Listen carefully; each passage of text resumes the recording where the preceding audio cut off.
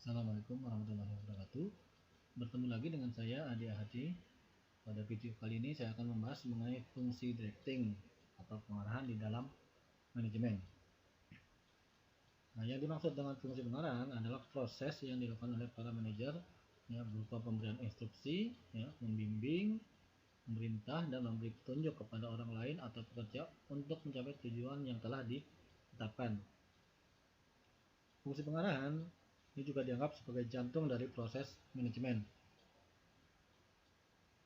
Bahwa fungsi perencanaan, pengorganisasian, dan pengawasan itu menjadi tidak berguna jika fungsi pengarahan tidak terlaksana.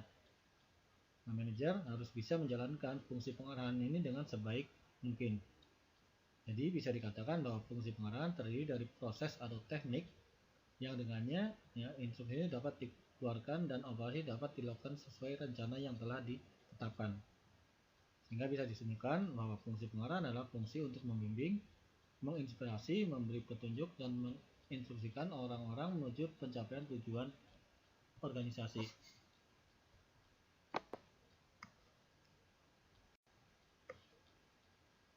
Nah, jika kita melihat kembali kegiatan yang dilakukan dalam organisasi, ya, maka dapat diuraikan sebagai berikut.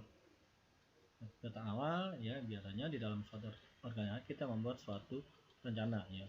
Rencana ini kita buat, ya, kemudian dari rencana tersebut, ya, kita membentuk suatu organisasi, organizing. Ya.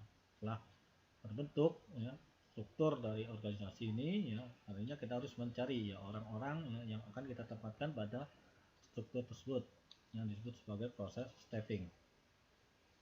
Nah, setelah proses staffing, nah, atau penunjukan orang-orang yang tepat ya untuk menduduki jabatan, tugas selanjutnya adalah kita menugaskan ya karyawan untuk mencapai tujuan yang sudah kita tetapkan ya, atau yang disebut sebagai fungsi directing.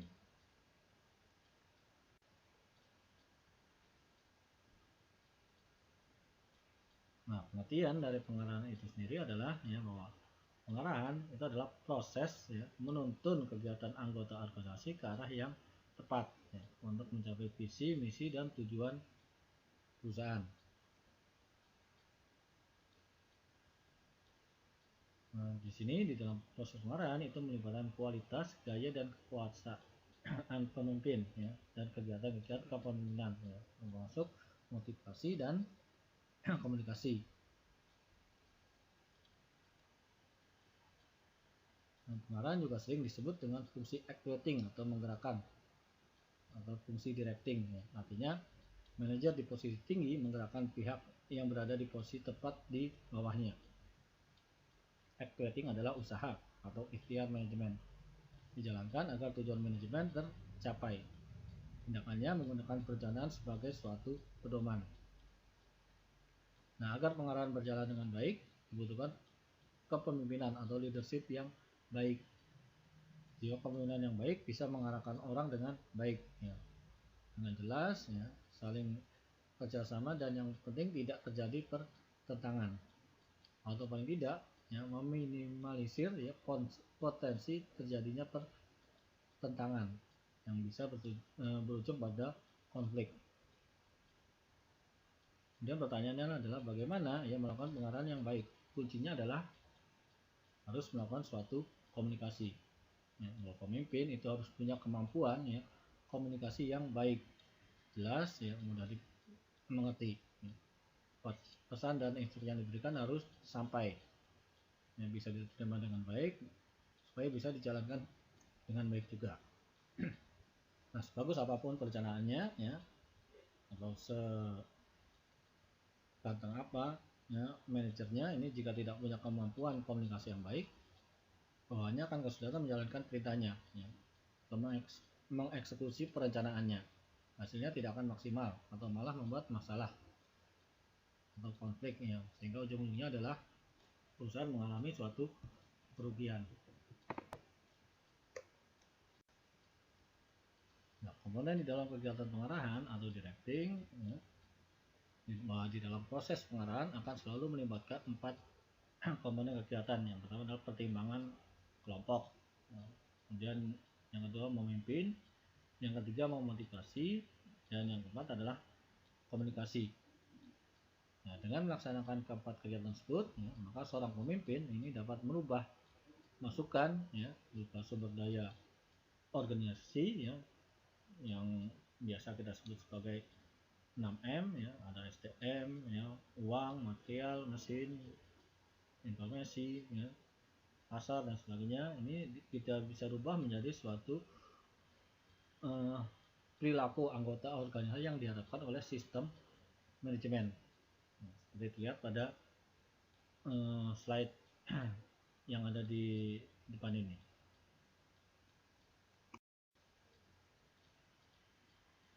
Oke, kita lanjutkan sekarang mengenai perbedaan ya, antara pemimpin dengan manajer. Nah, banyak yang menganggap bahwa dua jabatan tersebut itu adalah sama. Ya. Asalnya baik pemimpin dan manajer sama-sama mengepalai sebuah tim. Ya. Seorang pemimpin ya, dan manajer sama pentingnya untuk menjamin ya, keberlangsungan sebuah perusahaan. Baik pemimpin maupun manajer ini sama-sama memiliki peranan besar untuk memastikan perusahaan tersebut memberikan layanan yang terbaik bagi penggunanya. Nah, kenyataannya ya, perbedaan peran antara dua titel jabatan inilah yang membuat seorang karyawan tidak secara otomatis ya, menjadi pemimpin ketika dipromosikan untuk mengkoordinir sebuah tim. Jadi kalau dilihat secara definisi ya, kepemimpinan itu adalah proses ya, di mana seorang individu ya, itu mempunyai pengaruh ya, terhadap orang lain ya, dan mengilhami ya, memberi semangat, memotivasi dan mengarahkan kegiatan-kegiatan mereka guna membantu tercapainya tujuan kelompok atau organisasi. Sedangkan manajer itu adalah berkaitan dengan posisi seorang dalam organisasi ya, yang melakukan kegiatan merencanakan, mengorganisasikan ya, memenuhi kebutuhan staf, memimpin dan mengendalikan.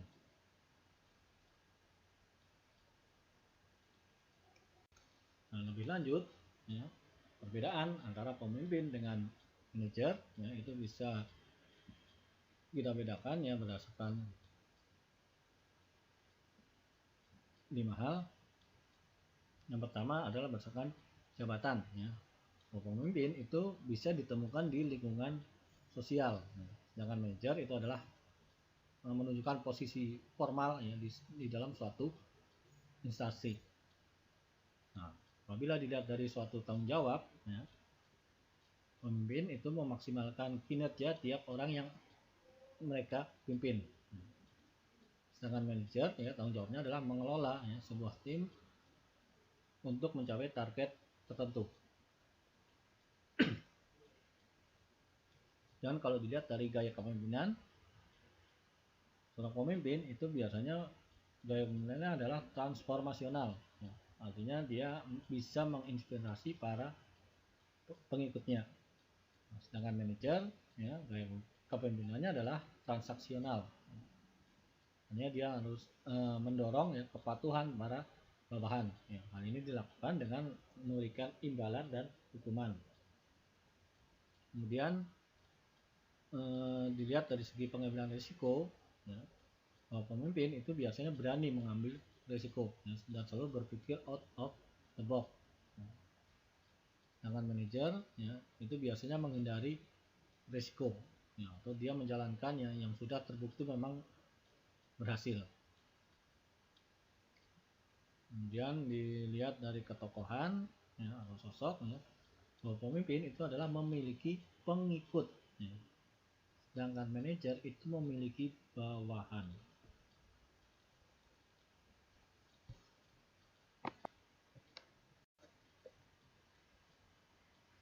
Ya, individu di dalam organisasi.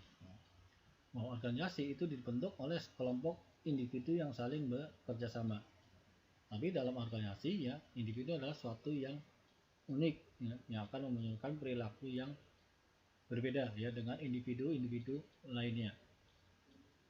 Nah, hal inilah yang mempengaruhi perilaku ya, dan perbedaan individu dalam sebuah organisasi. Ya, jadi perbedaan ya individu yang ada di dalam organisasi itu bisa berupa perbedaan fisik ya. Mungkin ada yang gemuk, ada yang sedang ya. ada yang kurus dan sebagainya. Kemudian ada juga perbedaan mental, ya. Ada yang mentalnya kuat, ya, ada yang mentalnya lemah, atau perbedaan karena adanya sosial ekonomi, ya. Ada individu di dalam organisasi yang mungkin punya latar belakang, ya, dari kalangan yang mampu, ya, ada juga yang mungkin dari kalangan yang kurang mampu. Nah, disinilah, ya, bahwa tugas manajer adalah untuk menyelaraskan, ya, baik tujuan, ya, perusahaan dengan tujuan individu. Nah, dalam hal ini, ya, dengan bisa menyelaraskan, ya, tujuan perusahaan dan tujuan individu, ini artinya akan menimbulkan, atau seorang manajer itu harus bisa menemukan adanya suatu motivasi. Nah, motivasi, ya, itu bisa digunakan, ya, istilahnya adalah berupa suatu kebutuhan atau need, atau desakan, atau keinginan, atau suatu dorongan,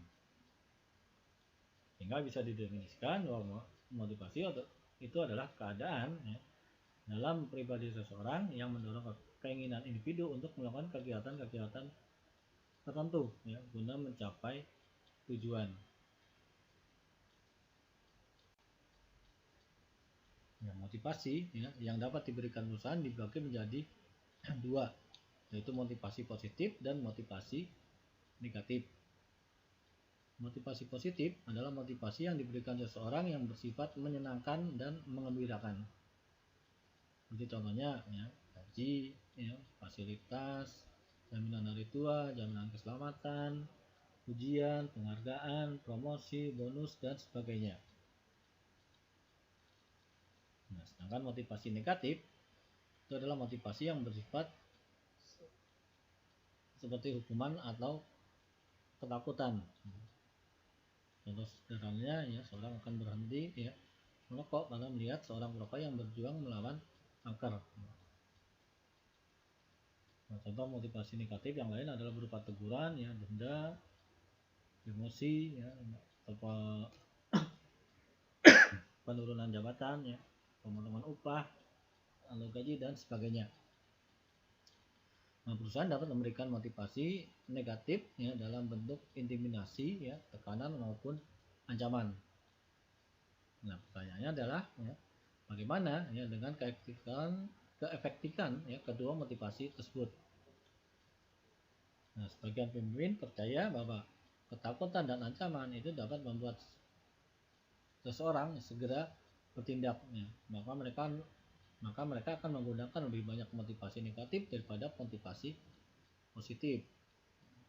Nah, menariknya, ya, banyak penelitian yang menunjukkan bahwa penggunaan motivasi negatif, nah, itu memberikan peningkatan produktivitas, ya, namun dalam jangka pendek, dan menyatakan bahwa penggunaan motivasi positif ini akan jauh lebih berhasil, ya, untuk jangka waktu yang panjang. Perusahaan atau organisasi harus dapat menggunakan dan menerapkan, ya, kedua motivasi tersebut. Namun dengan memperhatikan, ya, proporsi, ya, penggunaan dan waktu penggunaan dari masing-masing motivasi tersebut. Maka pertimbangan yang matang ini sangat diperlukan, ya, di dalam hal tersebut, yang mana yang akan kita lakukan, apakah memberikan motivasi positif atau negatif.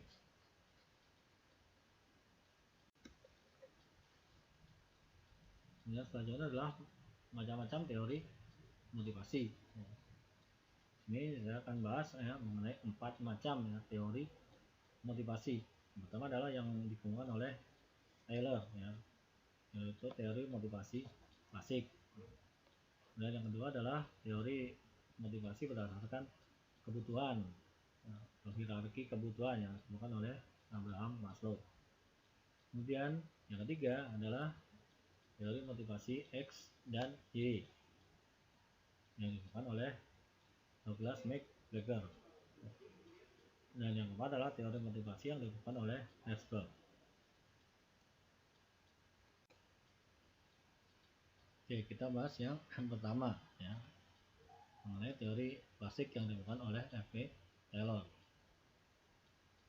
F.V. Taylor ini memfokuskan teorinya, ya, pada anggapan bahwa keinginan, ya, untuk memenuhi kebutuhan ya yang menyebabkan seseorang itu mau bekerja keras ya. Jadi orang akan bekerja baik ya kalau dia akan mendapatkan imbalan ya secara langsung. Nah, dengan teori ini ya dapat disebutkan bahwa seseorang ya akan mau berbuat atau tidak berbuat ya itu didorong oleh ada atau tidak adanya imbalannya yang akan diperoleh oleh yang bersangkutan. Kemudian yang kedua adalah teori motivasi yang dimuat oleh Abraham Maslow. Maslow itu memberikan motivasi ya berdasarkan pada kebutuhan, bahwa kebutuhan manusia itu bertingkat yang dimana ya, kebutuhan dasar ya apabila sudah terpenuhi itu akan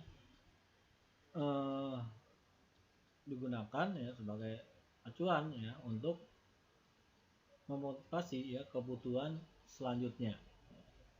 Jadi ketingkatan ya kebutuhan yang ada pada manusia itu mulai dari kebutuhan fisiologis ya, kebutuhan keamanan atau rasa aman, kebutuhan sosial, kebutuhan harga diri, dan kebutuhan aktualisasi diri ya. Artinya ya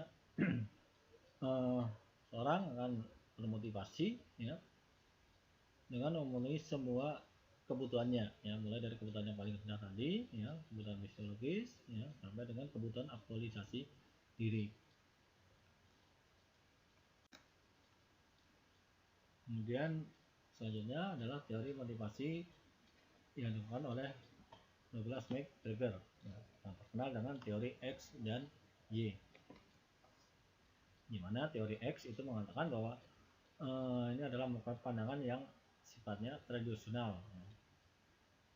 Bahwa tenaga kerja itu biasanya akan menghindari pekerjaan, sehingga dibutuhkan adalah manajer yang otoriter ya, agar tenaga kerja tidak seenaknya sendiri. Nah, bahwa menggunakan teori X ini juga dikatakan bahwa seseorang itu akan mau bekerja ya jika dipaksa dengan reward dan punishment. Dan para pekerja yang menurut teori X itu punya ambisi yang kecil. Ini walaupun sifatnya adalah individualistis. Sedangkan pada teori Y ya, itu mengatakan ya, bahwa pekerja ya, itu mempunyai merasa bahwa pekerjaan adalah sumber kepuasan ya, kalau dia bekerja dia akan mendapatkan suatu kepuasan ya. Artinya bahwa sini ya para pekerja itu bersifat workaholic ya, atau senang untuk bekerja. Nah, dan itu akan dilakukan ya baik secara fisik maupun mental. Dan para pekerja itu akan punya keterikatan yang tinggi dengan tujuan organisasi. Nah, karena bekerja itu adalah sebagai suatu kebutuhan ya, sehingga orang-orang yang pada teori Y ini punya tingkat kreativitas yang tinggi ya. Dan pada tenaga kerja ini biasanya yang lebih banyak bersifat remo ya, tanpa banyak tuntutan, sehingga tugas manajer di sini ya hanya perlu membimbing ya, tanpa perlu pengawasan yang terlalu ketat. Kemudian yang selanjutnya adalah teori motivasi yang dikembangkan oleh Herzberg. Nah, teori yang dikembangkan Herzberg ini merupakan pengembangan dari teori hierarki kebutuhan menurut Maslow. Nah, menurut Herzberg ini ada dua faktor ya, dalam motivasi ya. Yang pertama adalah faktor pemuas ya, yang kedua adalah faktor pemelihara. Nah, faktor pemuas atau faktor yang memotivasi ini adalah menyangkut kebutuhan fisiologis ya, seorang atau akan perasaan sempurna dalam melakukan suatu pekerjaan. Nah, faktor pemuas ini berhubungan dengan penghargaan ya, terhadap pribadi yang secara langsung berkaitan dengan pekerjaan. Ya, misalkan ruangan yang nyaman ya, penempatan yang tepat ya, kemudian prestasi, penghargaan, pekerjaan yang kreatif dan menantang, tanggung jawab, kemajuan dan peningkatan. Sedangkan yang kedua adalah faktor pemelihara. faktor penilaian ini adalah faktor-faktor penilaian yang berhubungan dengan hakikat manusia yang ingin memperoleh ketentraman badaniah. Nah, kebutuhan kesehatan ini merupakan kebutuhan yang berlangsung terus menerus ya, karena kebutuhan ini akan kembali pada titik nol setelah terpenuhi. Contohnya orang yang lapar ini akan makan, yang kemudian lapar lagi, lalu makan lagi, dan seterusnya. Ini artinya bahwa faktor penilaian ini akan terjadi hubungan terus menerus. Contohnya adalah kebijakan atau administrasi perusahaan. Ya, ini kan tidak harus setiap kali harus diganti kebijakan atau administrasi. Kemudian kualitas pengendalian, kondisi kerja, ya, hubungan kerja, ya, status kerja, keamanan kerja, dan penggajian.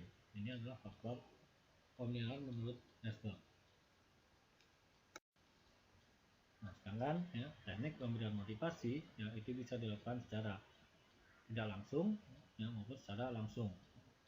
Nah, pemberian motivasi secara tidak langsung itu menciptakan suasana kerja yang kondusif, ya, yaitu dengan cara ya penyesuaian aspirasi individu dengan organisasi, atau ya penciptaan situasi penunjang yang untuk berprestasi, ya, misalkan diberikan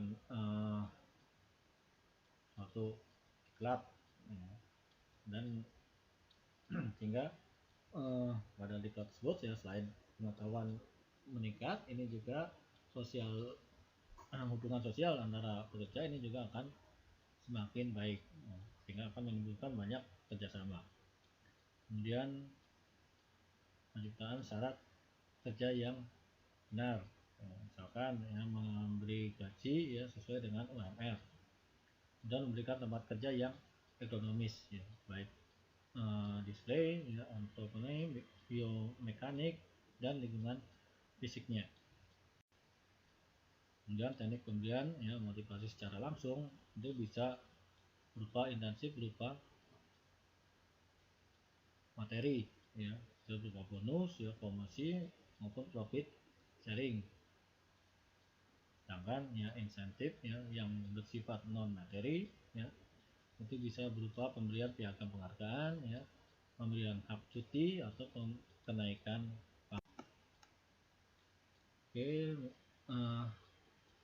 demikian tadi ya video saya mengenai fungsi directing ya. Saksikan terus ya video saya berikutnya yang membahas mengenai manajemen, dan juga video-video pembelajaran saya lainnya. Nah, semoga bermanfaat dan dapat menambah wawasan saudara. Sekian dari saya, dan saya akhiri. Wassalamualaikum warahmatullahi wabarakatuh.